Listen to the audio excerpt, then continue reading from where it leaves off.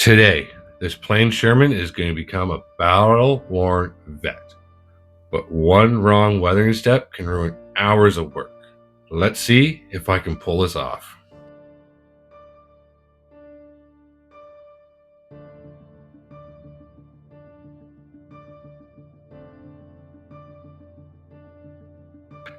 The first thing I do on all kits when I start the painting and weathering process is pre-shading. This is the only time I'll be using Olive Drab on this Sherman. Since it is a great dark color, it's definitely perfect for my pre-shading needs. For this, I'm using Tamiya's LP29 Olive Drab 2. I know the M4A1 mid-production doesn't have as many straight hard lines like an Easy 8 would. So for this, I look for the transitions going from the top of the hull to the front of the slope to create that depth, to give it that illusion that there was a hard line. Even though there was no hard line, I used a bit of artistic licensing to do this. The engine deck does have more hard lines, making it a lot easier for my pre-shading needs. I approached the turret with the same method, looking for those transitions to give it that illusion of the hard lines. Here is where the Sherman really starts to take shape. So for the paint mixture I used to create my Olive Drab, I started with XF81 Dark Green 2 RAF, Flat White XF2, Buff XF57, and finally a little bit of Desert Yellow XF59 to create my blend of Olive Drab. I've applied hundreds of base coats in the past, but I've never used my airbrush to apply a highlight coat to the base coat before. And to be 100% honest, I was actually absolutely nervous to attempt this for the first time. Even though I was completely nervous to attempt this for the first time with my airbrush, I knew if I wanted to try to advance my skills and be a better modeler in my eyes, that I needed to not worry about making mistakes and just try and do the best I can and not worry about a mistake. Down in the comments below, what was a technique that you were really nervous to try for the first time, and after you did it, you were glad you tried? After I successfully applied the highlight coat with my airbrush for the first time, I gotta say, I'm definitely going to be doing that again on future kits to come on this channel. I just did my absolute best to keep the highlight coat to the middle of each part, so I still had the contrast between the pre-shading, the base coat, and the highlight colors.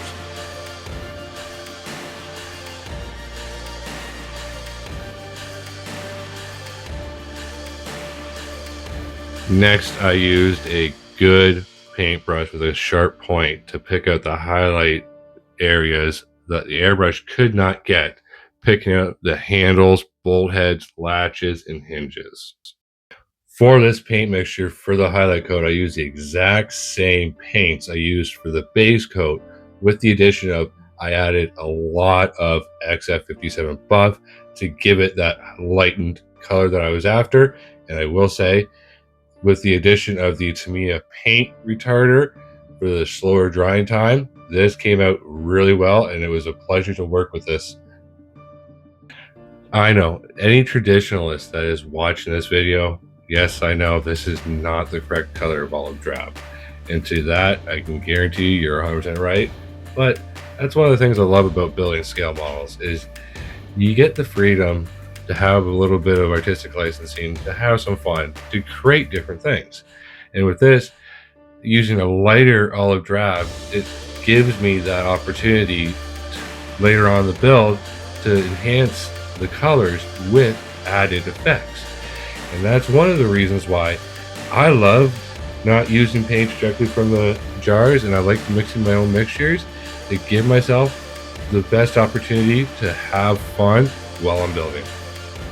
Just a little tip for any beginners getting into the hobby, or even grizzled veterans of the hobby. I never buy my paintbrushes directly from model manufacturers. I always go to craft and art stores because it's the exact same thing, just with a better price. Then it was on to the camouflage. I kind of followed the paint guide that Border Models gives you, except I wanted to add my own personal touch to it, so I would never see another Sherman look like mine. So I added that touch of personality to it to make it stand out all on its own. So for my camouflage desert yellow, I used XF59 desert yellow, XF2 flat white, and then XF57 buff with a teeny tiny little drop of XF81 dark green. Typically, when I apply my camouflage, I don't tend to get any overspray. And that's just because of a lot of practice and patience. And for me, it always comes down to adding more thinner or subtracting thinner, adjusting my PSI level, or the distance my airbrush is from the kit. And this has taken me a long time to dial in my airbrush to get to the point where my mixture does not give me overspray and my PSI level works for me. Now for me, mine's at about 15 to 20 PSI.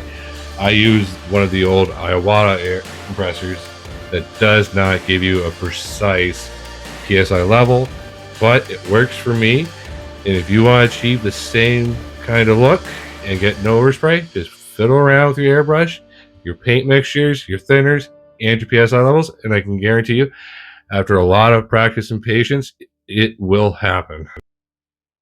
If you want to know the techniques to make this beautiful Sherman look like a battle-worn vet, stick around and I'll share those techniques with you later in the video.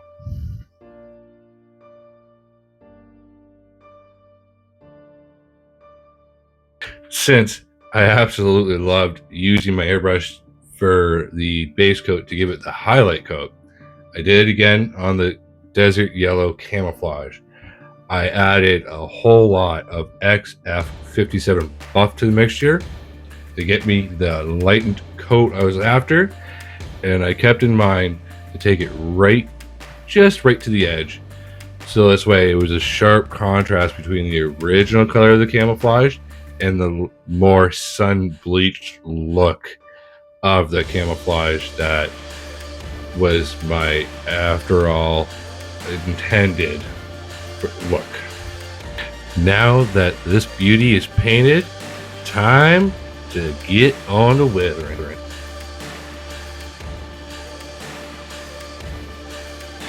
Now it is time for chipping. Now I am going to show you the two methods I use for chipping. One being hairspray, two being sponge. So between the base coat and the camouflage coat, I applied 2 layers of hairspray and I allowed them to dry completely before I applied the camo. So this way, once the camouflage was dry to the touch, I could use any brush I wanted, moisten it with water, and apply it directly to the surface. As I did that, once the water did its job and activated the hairspray again, it allowed for the camouflage coat to be peeled off in small little segments to my liking from just the hairspray. And it is not the most time efficient technique, but it definitely is an old and true tested technique. And I do have to mention that when doing the hairspray technique, just like any other technique used for chipping, you can use toothpicks moistened with water to give you the same effects, but in more refined scratches, opposed to larger areas of chipping that the brush can give you.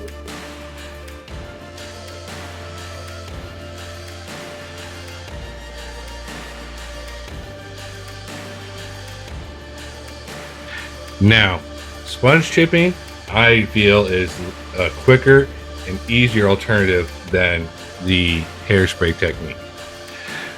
All I do is I load up my sponge with the paint mixture, dab it off until I only have about 10% paint left on the sponge, and then I can control it in an easier fashion when I apply it to the areas I want the chipping to be. If I wanted larger chipping, I would just more or less use a paintbrush accompanied with the sponge to achieve that effect. To give it a more natural look, I do adjust the angle of the sponge and the vehicle to give it more of a natural look to the chipping. After the chipping was done, I added the decals to both sides of the vehicle. Now for this, I used Micro Set and Micro Sol. And in the process, naming this beauty Eternity T. You could do the decals first and then the chipping afterwards. But in my case, I did the chipping first, just keeping in mind when I did this that I did not heavily chip or chip the areas where I wanted the decals to sit. Now onto the stowage, and I wanted to add more color so this way this really helped the vehicle pop when it was finally finished. And to start, I used model color from Vallejo New Wood. Also from Vallejo was Deck Tan, AK Interactive's Carrick Tan, Tamiya's XF51 Khaki Drab, Tamiya XF84 Dark Iron for the tracks, and for a product that I haven't tried before, Ammo's Dio Dry Brush Paint. And I use the dry brush paint more or less for the stowage bags as well as the highlights for them as well. And being that this is an acrylic based paint like Vallejo and the AEK, this easily wiped off your brush with just a little bit of water, and it was fantastic to work with. When it came time to do the washes for the stowage, I used Winsor Newton oil colors. I used raw umber, burnt sienna, yellow green, burnt umber, and Van Dyke brown. And I did mix a few of these together to get different and odd variations of the colors to give it more contrast to each other, so this way it would pop a little bit more on the final vehicle. Yes, the jerry can is painted German dark yellow and not olive drab. I wanted to make it look like this crew found it on move and it was in good condition. They wanted to take it and use it and make it a part of their stowage. Next, I turned my focus to the wooden plank that I made out of a popsicle stick. For this, I googled images of what old wood would look like, and I found one particular image I really liked that was variations of gray, white, with some of the original color still part of it. So for this, I used a few different Tamiya grays, heavily thinned with lacquer thinner, and as well the white. And for this, to get the effect I wanted, I just randomly applied the gray paints and the white paint while each mixture was still wet to try to get that contrast and give it that really old wooden look.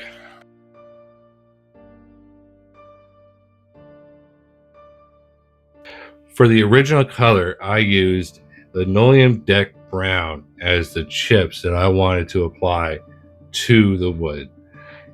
And again, in this case, I used the sponge chipping method to achieve that effect, keeping it very light and very random to show that the original color was still there slightly. And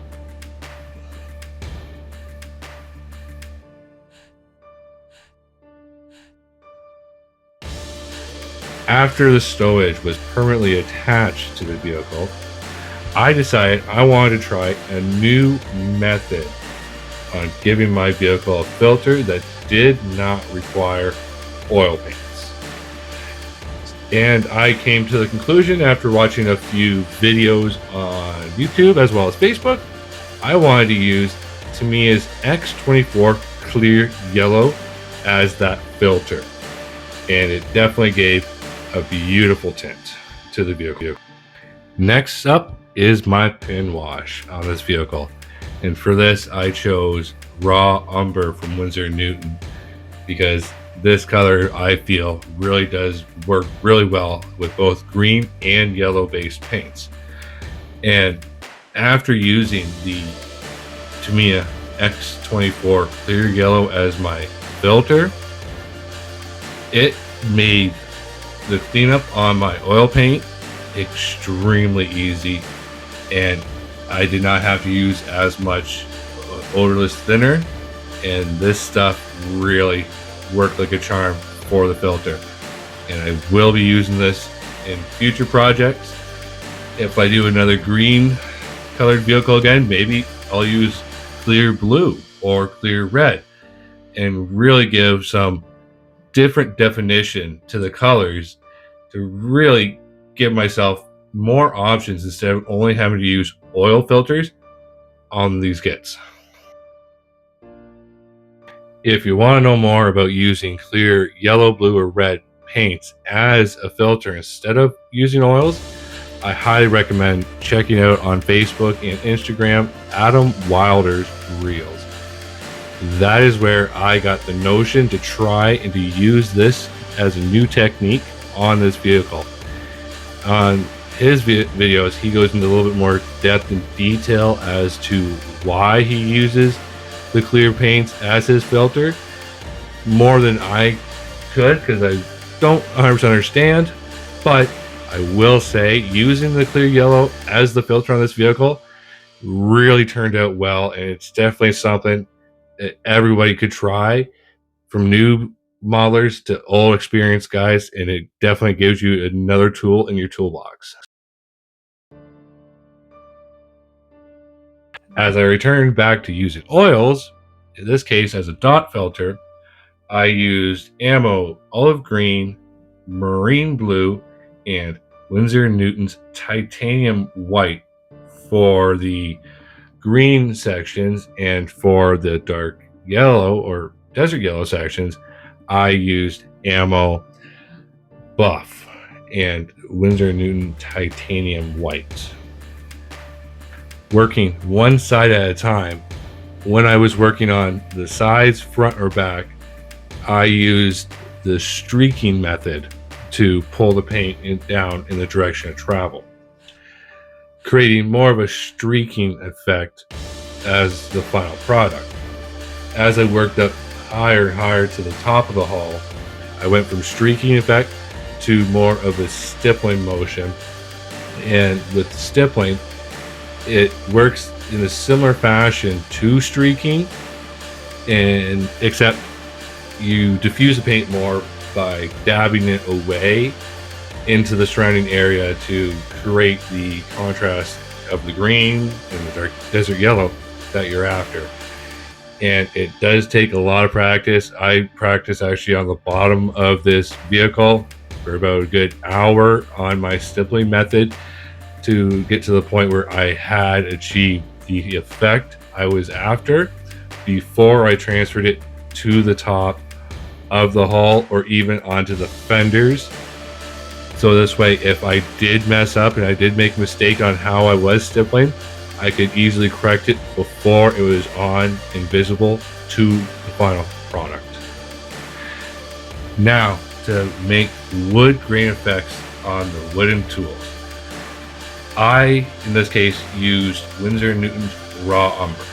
Now, I picked it up dry brush, and I placed it on the areas where the wood would meet the metal handle or shovel head, as well as in between, making it a little easier when I came time to pull it in the direction I wanted to go.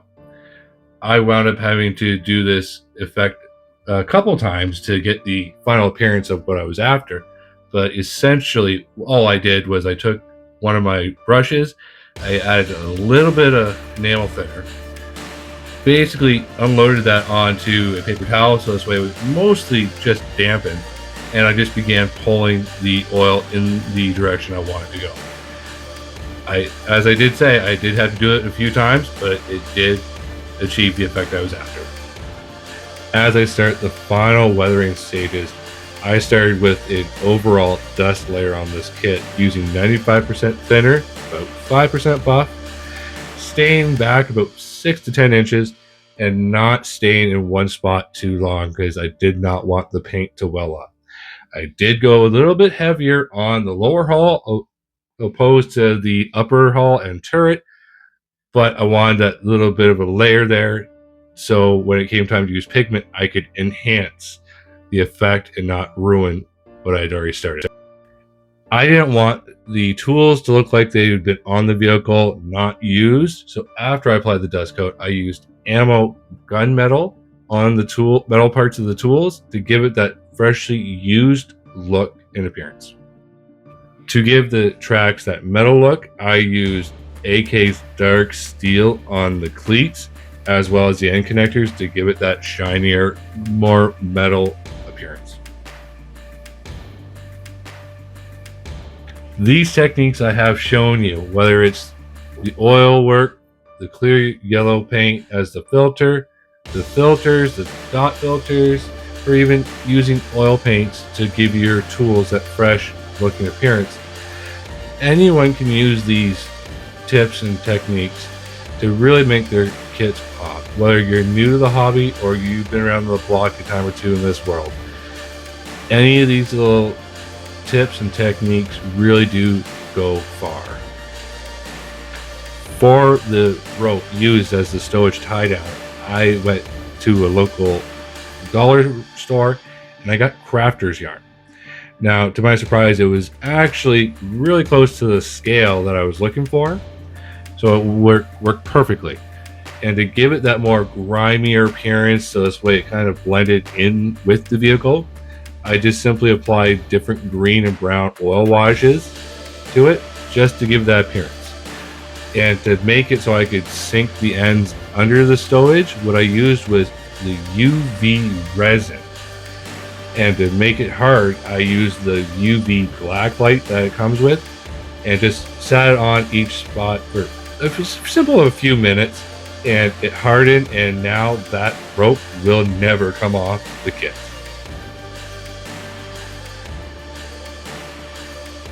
Just as a note, I do want to mention that the UV resin was also used as the headlight covers on this vehicle, and to make it that shiny, chromy appearance on the inside of the headlight, I did use AK Interactive's Super Chrome and did have a little whoopsie, but overall it looked great. When I work with pigments, I work in threes. I like to use a light, medium, and dark color. I always mix equal parts, but I only mix it light, so this way you still get the variation of all three colors. And after I apply it, I use Tamiya's X28 thinner as my fixer. Once it's completely dry, I use an old toothbrush to knock it back and to get some of the loose stuff off and just get rid of some of those clumps I didn't really want. And it definitely does look better once it's dried and you have used the toothbrush to follow up with other effects. To make the pigment look a little bit better and to make this thing pop a little bit better, I like to use Uptylan 502 oils. And in this case, I used 502 light mud and light sand to create more realistic effects. In this case, I used it as a splash. Now, I just loaded up my brush dry with the oil, dipped it into some thinner, and unloaded a lot of it on a paper towel to get the finer speckles on the vehicle and make it look more fresh. Now, I also achieved this by just randomly doing it more heavier on the back end and lighter on the front to give it that contrast and that more realistic look. And with that, this has easily become my absolute favorite build so far. And I'd love to know which weathering technique made the biggest difference. Let me know in the comments below. If you enjoyed following this Sherman build, there's more armor modeling on the way, but first, the next project is going to be a BF-109, a good old German aircraft.